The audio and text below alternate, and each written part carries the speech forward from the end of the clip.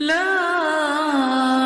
الہ الا اللہ۔ اب جو آیت آ رہی ہے اس کے پڑھنے سے پہلے ایک بات سمجھ لیجئے کہ یہ جو اب 22 رکوعوں کا مضمون ہم پڑھ رہے ہیں، مجھے یہ بات آج شروع میں واضح کرنی چاہیے تھی، اس میں ترتیب کیا ہے۔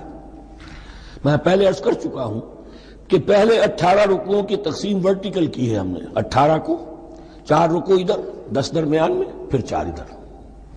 یہاں اب چلے گی ہاریزونٹل تقسیم، افقی تقسیم، اور اس کی بھی شکل کیا ہے کہ 4 مضامین ہیں کہ جو تانے بانے کے ساتھ بنے ہوئے ہیں، یا 4 لڑیاں ہیں مضمون کی کہ جن کو بٹ کر رسی بنا دیا گیا۔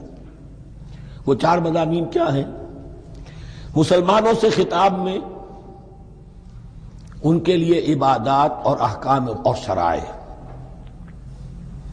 یہ واجب ہے، یہ کرنا ہے، یہ حلال ہے، یہ حرام ہے، نماز فرض ہے، روزہ فرض ہے، وغیرہ وغیرہ۔ اور 2 لڑیاں جہاد، جہاد بالمال، جہاد بالنفس۔ جہاد بالنفس کی آخری انتہا قتال ہے، جہاں انسان نقد جان ہاتھ پر رکھ کر، ہتھیلی پر رکھ کر میدان میں حاضر ہو جاتا ہے۔ جو جنگ میں گیا اس نے اپنے آپ کو موت کے لیے پیش کر دیا، بچ کر آ جائے تو بونس ہے۔ اس اعتبار سے یہ 4 جڑیں۔ شریعت کو 2 حصوں میں تقسیم کیجئے، عبادات اور پھر بقیہ احکام شریعت، معاملات، جن میں خاص طور پر شوہر اور بیوی کا تعلق جو ہے وہ سب سے اہم ہے۔ تمدن انسانی کی بنیاد وہی ہے، لہذا اس صورت میں آپ دیکھیں گے تفصیلی احکام آئیں گے آئلی قوانین کے ضمن میں۔ دوسری طرف جہاد بالمال یعنی انفاق، اللہ کی راہ میں خرچ کرنا، اور جہاد بالنفس جس کی آخری منزل قتال۔ اب یہ 4 لڑیاں اس طرح سے ہیں، فرض کیجئے ایک لال لڑی ہے، ایک پیلی ہے، ایک نیلی ہے، ایک ہری ہے، ان کو بٹ دیا گیا ہے۔ جب ایک طرف سے دیکھیں گے تو کٹا پھٹا نظر آئے گا، رنگ لال نظر آیا، پھر پیلا نظر آیا، پھر نیلا نظر آیا، پھر ہرا، پھر لال، پھر نیلا، پھر پیلا، پھر ہرا۔ تو ایسا معلوم ہوگا جیسے کٹے پھٹے ہیں مضامین۔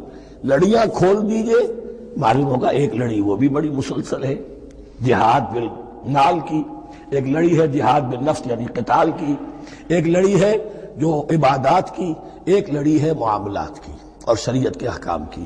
یہ 4 لڑیاں، اور یہ تانے بانے کی طرح بنی ہوئی ہیں، لیکن اسی بنتی میں بہت بڑے حسین پھول موجود ہیں۔ طویل آیات اور طویل آیات، عظیم ترین آیات قرآن مجید کی، ان میں سے اب ایک آیت یہاں آ رہی ہے۔ اس کو میں نے عنوان دیا ہے آیت الآیات۔ ان فی خلق السماوات والارض واختلاف اللیل والنہار والفلک التي تجری فی البحر بما ينفع الناس وما انزل اللہ من السماء من ماء فاحیا به الارض بعد موتها وبث فيها من كل دابة وتصریف الرياح والسحاب المسخر بين السماء والارض لآیات لقوم یعقلون۔ اتنے فینومینا آف نیچر کسی ایک آیت میں جمع نہیں ہے قرآن میں۔ اللہ تعالیٰ تمام فینومینا آف نیچر کو اپنی آیتیں قرار دیتا ہے، آسمان اور زمین کی تخلیق، رات اور دن کا الٹ پھیر مختلف جگہوں پر، اور یہ جو ستارے ہیں اور یہ جو بھی نباتات ہیں زمین کی، ان میں سے آیتیں ہی آیتیں۔ لیکن ان آیت الآیات کو جس طرح یہاں ایک آیت میں سمویا ہے، یہ حکمت کا ایک بہت بڑا پھول ہے، بہت بڑا پھول جو ان 4 لڑیوں کی بنتی کے اندر آ گیا ہے۔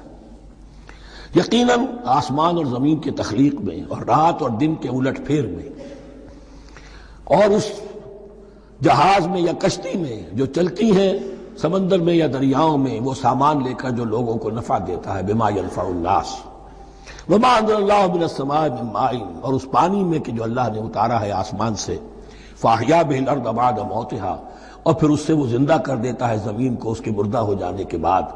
بے آب و گیا زمین پڑی تھی، بارش ہوئی ہے، اسی میں سے روئیدگی آ گئی ہے۔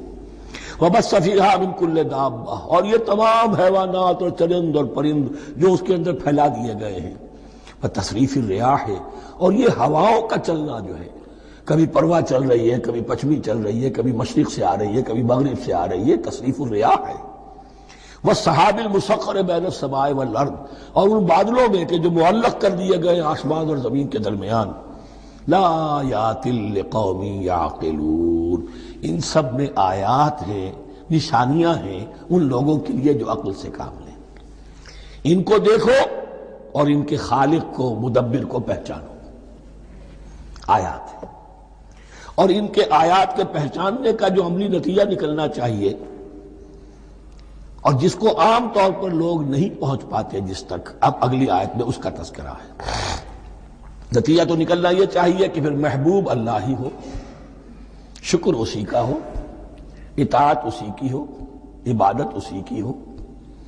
جب سورج میں کچھ نہیں، یہ تو اللہ نے اس کو بنایا ہے، یہ حرارت جو ہے اللہ نے دی ہے، چاند میں کچھ نہیں، ہوائیں چلانے والا کوئی وہی تو ہے.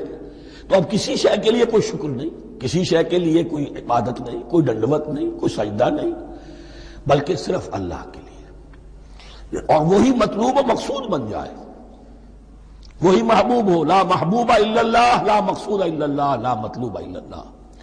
جن لوگوں کی یہاں تک رسائی نہیں ہو جاتی، وہ لوگ کسی اور شے کو اپنا محبوب و مطلوب بنا کر اس کی پرستی شروع کر دیتے ہیں.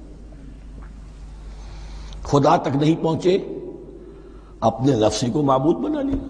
جو یہ کہے کر رہے، معبود تو ہو گیا.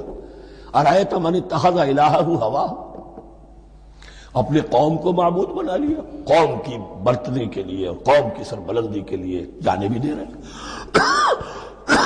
وطن کو معبود بنا لیا. اس حقیقت کو علامہ اقبال نے سمجھا ہے. اس دور کا سب سے بڑا بت وطن ہے.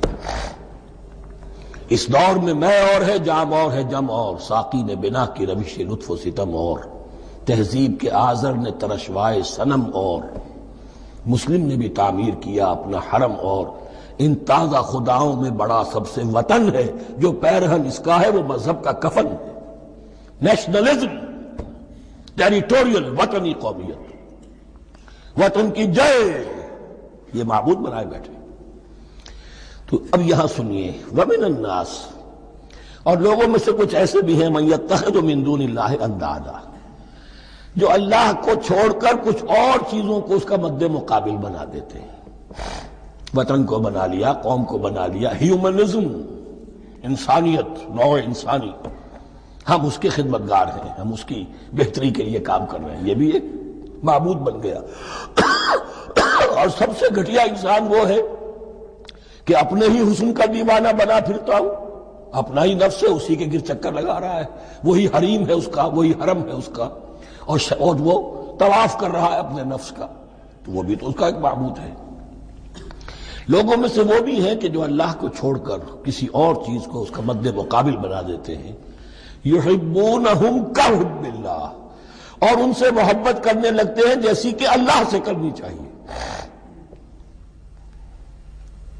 یہ فلسفہ ہے اصل میں، ہندی میں سے آدرش کہتے ہیں، عربی میں نصب العین، انگلش میں آئیڈیل. ہر باشعور انسان کسی شے کو اپنا آئیڈیل بناتا ہے اور اس سے پھر محبت کرتا ہے، اس کے لیے جیتا ہے، اس کے لیے مرتا ہے، قربانیاں دیتا ہے، اثار کرتا ہے. قوم کے لیے قربانی، وطن کے لیے قربانی، فلاح کے لیے قربانی، خود اپنی ذات کے لیے قربانی. یحبونہ کحب اللہ، یہ سارے کام تو اللہ کے لیے کرنے کے تھے. جیو اللہ کے لیے، مرو اللہ کے لیے، محبت اس سے کرو. ان صلاتی و نسکی و محیای و مماتی للہ رب العالمین. تم نے اپنی یہ ساری نسبتیں کسی اور شے کے ساتھ وابستہ کر دی، تم نے اللہ کا مد مقابل تراش لیا. می تراشت فکر ما ہر دم خدا بندے دیگر، رست از یک بند تا افتاد در بندے دیگر. انسان معبود تراشتا رہتا ہے اپنے ذہن سے، اور ان کے لیے محبت کرتا ہے، جانے دیتا ہے، قربانیاں دیتا ہے. وَمِنَ النَّاسِ مَن يَتَّخِذُ مِن دُونِ اللَّهِ أَندَادًا يُحِبُّونَهُمْ كَحُبِّ اللَّهِ. یہ مضمون بھی سورہ حج میں زیادہ واضح ہوگا. وَالَّذِينَ آمَنُوا أَشَدُّ حُبًّا لِلَّهِ. پھر یہ لٹمس ٹیسٹ کا لفظ میری زبان پر آ رہا ہے. اور جو لوگ واقعتاً صاحب ایمان ہوتے ہیں ان کی شدید ترین محبت ہوتی ہے اللہ کے ساتھ. اگر یہ نہیں ہے، اگر یہ نہیں تو بابا پھر سب کہانیاں ہیں. کوئی شے اللہ سے زیادہ محبوب ہو گئی وہ تمہاری معبود ہے. تم نے اللہ کو چھوڑ دیا، چاہے وہ دولت ہی ہے. تعس عبد الدینار و عبد الدرہم، ہلاک اور برباد ہو جائے درہم و دینار کا بندہ. نام عبد الرحمن ہے، حقیقت میں عبد الدینار ہے۔ دینار آنا چاہیے، حرام سے آئے، حلال سے آئے، جائز سے آئے، ناجائز سے آئے، تو معبود اللہ نہیں ہے، معبود دینار ہے۔ ہندو نے یہ کیا کہ لکشمی دیوی کی ایک مورتی بنا کر پوجنا شروع کر دیا، یہ لکشمی دیوی اگر ذرا مہربان ہو جائے گی دولت آ جائے گی۔ ہم نے کہا ہٹاؤ اس درمیان کے لنک کو، سیدھے ہی دولت کو کیوں نہ پوجو، پیٹرو ڈالر کو پوجو، ڈالر کو پوجو، ترک وطن کرو، ماں باپ کو چھوڑو یہاں سے سکتا ہوا کہ مر رہے ہیں اور کوئی ان کا بیٹا ان کی بیٹی ان کے پاس نہیں، کس لیے؟ ڈالر۔ کون معبود ہوا؟ وَمِنَ النَّاسِ مَن يَتَّخِذُ مِن دُونِ اللَّهِ أَندَادًا يُحِبُّونَهُمْ كَحُبِّ اللَّهِ وَالَّذِينَ آمَنُوا أَشَدُّ حُبًّا لِلَّهِ وَلَوْ يَرَى الَّذِينَ ظَلَمُوا إِذْ يَرَوْنَ الْعَذَابَ أَنَّ الْقُوَّةَ لِلَّهِ جَمِيعًا۔ اور کاش کہ دیکھ لیتے یہ لوگ جو اس شرک میں اور اس گناہ میں مبتلا ہیں، ظلم شرک کے معنی، جب وہ دیکھیں گے عذاب کو اور یہ بات واضح ہو جائے گی کہ قوت تو ساری کی ساری اللہ کے ہاتھ میں ہے، کسی کے پاس کچھ نہیں۔ وَأَنَّ اللَّهَ شَدِيدُ الْعِقَابِ، اور یہ کہ اللہ سزا شدید العذاب، اللہ سزا دینے میں بہت سخت ہے۔ اس وقت آنکھ کھلے گی تو فائدہ کیا ہوگا؟ اب آنکھ کھلے تو فائدہ ہے۔ اِسْتَبَرَّأَ الَّذِينَ اتُّبِعُوا مِنَ الَّذِينَ اتَّبَعُوا۔ اب انسانی معاشرے کے اندر یہ ہوتا ہے، کچھ لوگ ہوتے ہیں لیڈر لوگ جو اپنے پیچھے لوگوں کو لگا لیتے ہیں، چاہے ڈیماگوگز ہوں، چاہے مذہبی جو ہے وہ مسندوں کے والی ہوں، اپنے پیچھے لگاتے ہیں، اور ان کے پیچھے لگنے والے جو ہیں وہ یہ سمجھتے ہوئے ان کی عزت بھی ہے، ان کا احترام بھی ہے، ان کے نیچے دبے بھی ہوئے، ان کا پیچھے پیچھے چلتے ہیں۔ قیامت کے دن وہ تبرہ کریں گے، ان تم نے ہمیں مروایا، ہم تمہاری پیروی کرتے رہے، ہم نے سمجھا تم جو کہہ رہے ہو وہ ٹھیک ہے، ہم نے تمہیں اپنا لیڈر مانا۔ اب وہ اعلان برات کریں گے، اللہ ہمارا ان سے کوئی تعلق نہیں۔ استبرأ الذین اتبعوا، اور اس کے جواب میں پھر وہ کریں گے ہمارا تم سے کوئی تعلق نہیں۔ اس روز کے جن لوگوں کا اتباع کیا گیا تھا دنیا میں، لیڈر لوگ، وہ ان لوگوں سے جنہوں نے پیروی کی تھی ان سے تبرہ کریں گے۔ وَرَأَوُا الْعَذَابَ وَتَقَطَّعَتْ بِهِمُ الْأَسْبَابُ، اور وہ دیکھ لیں گے عذاب کو، نگاہوں کے سامنے جہنم آ جائے گی اور تمام رشتے منقطع ہو جائیں گے۔ یوم یفر المرء من اخیہ وامہ وابیہ وصاحبتہ وبنیہ لکل امرئ منہم یومئذ شأن یغنیہ یود المجرم لو یفتدی من عذاب یومئذ ببنیہ وصاحبتہ واخیہ وفصیلتہ التی تؤویہ ومن فی الارض جمیعا ثم ینجیہ۔ ہر انسان چاہے گا میرے باپ کو، بیٹے کو، بھائی کو، ماں کو، بیوی کو، اولاد کو، تمام انسانوں کو چھوڑ دو جہنم میں، خدا کے لیے کسی طرح مجھے بچا لو۔ تقطعت بہم الاسباب، سارے رشتے منقطع ہو جائیں گے، جن رشتوں کی وجہ سے حرام کو حلال اور حلال کو حرام کر رہے ہو، جن کی دلجوئی کے لیے حرام کی کمائی کرتے ہو، جن کی دلجوئی کے لیے دین کے راستے سے آگے نہیں بڑھ رہے ہو، دین کے راستے میں بیوی ناراض نہ ہو جائے، گھر والے ناراض نہ ہو جائیں، وَتَقَطَّعَتْ بِهُمُ الْأَسْبَابُ، یہ سارے رشتے یہیں تک کے لیے ختم ہو جائیں۔ وَقَالَ الَّذِينَ اتَّبَعُوا، اور جو ان کے پیروکار تھے وہ کہیں گے لَوْ أَنَّ لَنَا كَرَّةً، اگر کہیں ہمیں دنیا میں لوٹنا نصیب ہو جائے، فَنَتَبَرَّأَ مِنْهُمْ كَمَا تَبَرَّؤُوا مِنَّا، تو ہم بھی ان سے اسی طرح برات کریں گے جیسے آج یہ ہم سے برات کر رہے ہیں۔ كَذَلِكَ يُرِيهِمُ اللَّهُ أَعْمَالَهُمْ حَسَرَاتٍ عَلَيْهِمْ، اس طرح اللہ ان کو دکھائے گا ان کے اعمال حسرتیں بن جائیں گی، کاش کہ ہم نے سمجھا ہوتا، کاش کہ ہم نے ان کی پیروی نہ کی ہوتی، کاش کہ ہم نے ان کو اپنا لیڈر اور اپنا ہادی اور رہنما نہ مانا ہوتا۔ وما هم بخارجین من النار، لیکن وہ اب آگ سے نکلنے والے نہیں ہوں گے۔ لا الہ الا